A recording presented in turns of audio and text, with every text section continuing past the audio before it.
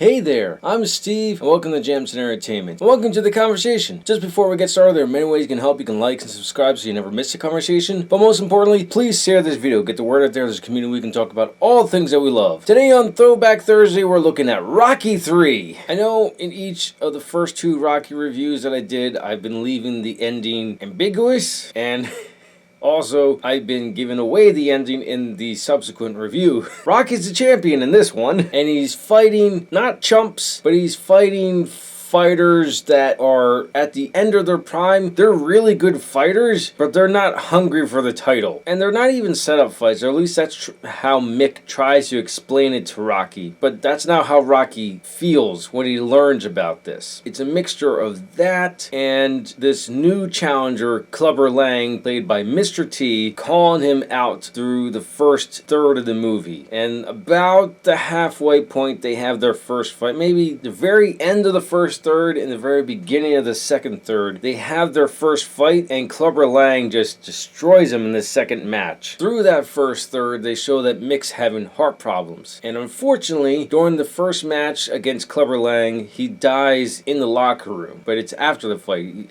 Rocky does get to say his final goodbyes to him. Even though this is probably like the beginning of the goofiness of the Rocky films, I only say that because at the end of the movie, it's where it gets just a tad goofy. Other than that, it stays true to the first two films where it's about Rocky and his loved ones and him becoming the man that he was made to be. That's each film. This isn't quite the underdog. He's no longer the underdog in this setting until he gets clobbered. He's made it. He's a millionaire. He's basically Apollo from the first movie. He's just not out looking for anyone to fight. He's fighting based on Mick's, I don't want to say recommendation or guidance, but I guess guidance is more accurate than recommendations. Mick had his heart in the right place when he had him fight all these fighters to kind of build him up. Part of what gives this movie heart still, Apollo takes him under his wing and starts training him, but his head just isn't in the game. Between losing Mick and losing to Clubber Lang, he's too shaken. Him and his wife, Adrian,